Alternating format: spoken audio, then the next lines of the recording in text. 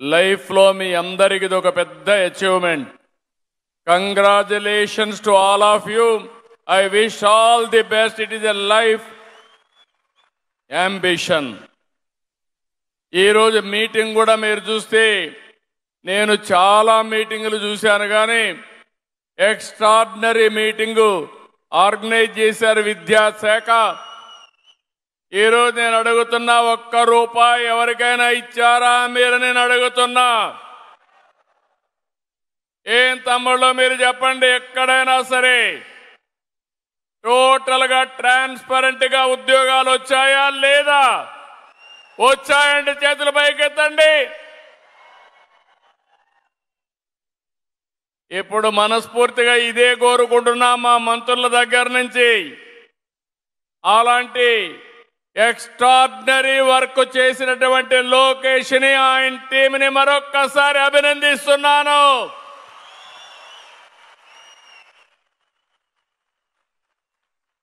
ఒక అవకాశం, ఆ అవకాశాన్ని బాగా పనిచేసి నిరూపించుకోవడం ఒక మంచి అనుభూతి అని చెప్పి కూడా నేను మీకు తెలియజేస్తున్నా. నేను మీకు ఒక మాట చెప్పాను, బాబు షూరిటీ, జాబ్ గ్యారంటీ. ఈరోజు ఇది అవుతుందా లేదా అని మిమ్మల్ని అడుగుతున్నా. భవిష్యత్తులో ఇటే విజ్ఞప్తి చేస్తున్నాను. ఇప్పుడే 10 లక్షల ఉద్యోగాల కోసం 10 లక్షల కోట్ల రూపాయల పెట్టుబడులు వస్తున్నాయి. ఈరోజు ఇక్కడే మా ఎమ్మెల్యేలందరూ ఉన్నారు, మా ఎంపీలందరూ ఉన్నారు, మా మంత్రులు ఉన్నారు. వాళ్ళను కూడా మీ దగ్గరనే కూర్చోమన్న వాళ్ళ నియోజకవర్గంలో వాళ్ళు కూర్చున్నారు. వాళ్ళు కూడా చాలా గర్వపడే విధంగా ఈ కార్యక్రమం. ఈరోజు మనందరం చూస్తే 16,347 ఉద్యోగాలు భర్తీ చేశాం.